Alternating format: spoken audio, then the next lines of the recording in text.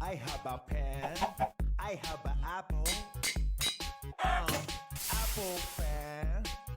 Hello， 大家好，这里是从来不欺负村民的小包。众所周知，我的世界里面有铁锭、有金锭，还有各种矿石锭。那为什么不能有肌肉锭呢？鸡鸡们什么时候才可以真正的站起来？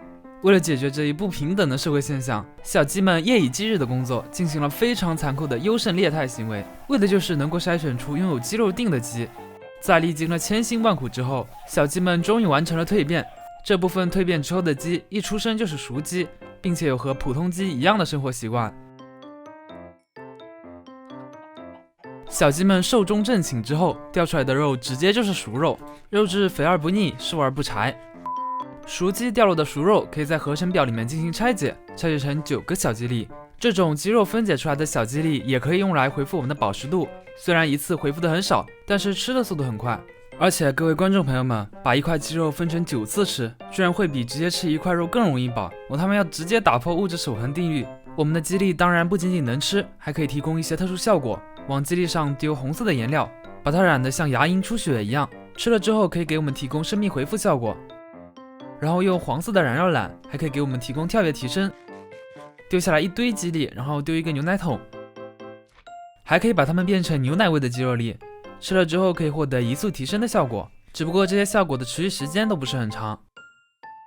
然后这个鸡粒还可以分解，不过这个小鸡粒要合成出来才会显示，这是数据包的通病了，不要在意这些小细节。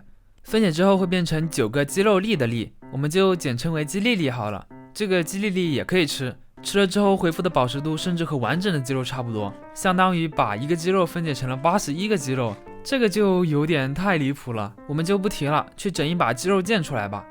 想要做出鸡腱，我们要先把鸡粒粒合成鸡肉锭。那有了鸡肉锭，接下来的事情就很简单了，只需要做出一个锻造台，然后取出一把小破木剑，把木剑在锻造台里用鸡肉升级一下，我们的鸡腱就做好了。想要尝尝鸡腱的滋味吗？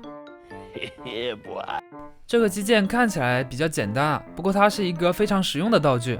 我们肚子很饿的时候，可以拿着这把剑去和村民公平决斗，每次命中别的生物都会给我们回复1点饱食度。当村民体力不支投降，我们的饱食度也差不多可以回满了。怎么样？你想不想试试看用这把鸡剑和小伙伴搏斗一下呢？然后我在测试的时候发现，用这把剑破坏的任何方块都可以恢复饥饿值，像草方块啊、花啊、草啊都可以恢复饥饿值。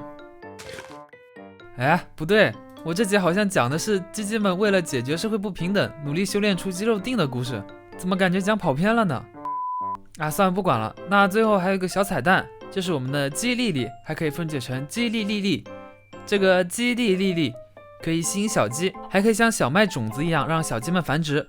话说这个作者的设计是吃了这个鸡粒粒粒之后，小鸡会爆炸的，怎么到我这儿就不好使了，有点迷惑。那今天这期视频就到这里吧。数据包的作者是 Command Geek， 感兴趣的话可以去搜索一下。我是小包，我们下期再见，拜拜。